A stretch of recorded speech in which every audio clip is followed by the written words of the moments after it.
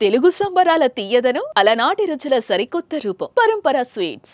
ఎన్నికల ప్రచారంలో ఇచ్చిన హామీలను చంద్రబాబు ప్రభుత్వం ఒక్కొక్కటిగా నెరవేరుస్తోంది. తాజాగా గుడ్ ఫ్రైడే రోజు పాస్టర్లకు శుభవార్త అందింది. యువగళ పాదయాత్ర సందర్భంగా లోకేష్ ఇచ్చిన హామీ నెరవేరుస్తూ పాస్టర్లకు నెలకు 5,000 రూపాయల చొప్పున గౌరవ వేతనం విడుదలకు CM Chandrababu Naidu green signal ఇచ్చారు.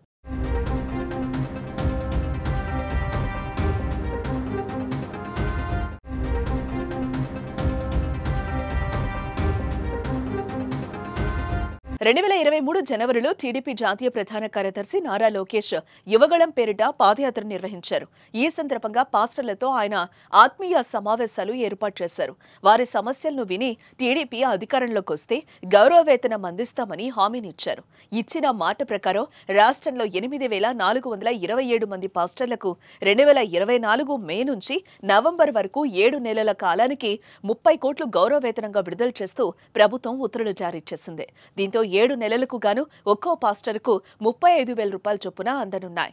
గుడ్ ఫ్రైడే సందర్భంగా ఆంధ్రప్రదేశ్ ప్రభుత్వం ఈ నిర్ణయాన్ని ప్రకటించిందని, ఇది పాస్టర్లకు శుభవార్త అని ప్రభుత్వం ఉత్తర్వుల్లో పేర్కొంది. ఏపీ సర్కార్ నిర్ణయంతో పాస్టర్లు ఆనందం వ్యక్తం చేస్తున్నారు.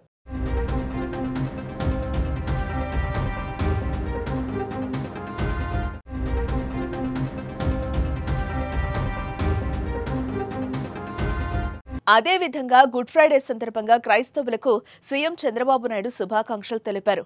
లోకానికి శాంతి దూతగా వచ్చిన యేసుక్రీస్తుకు కల్వరిగిరిపై సిలువ వేసిన శుక్రవారం రోజున గుడ్ ఫ్రైడేగా నిర్వహిస్తాం.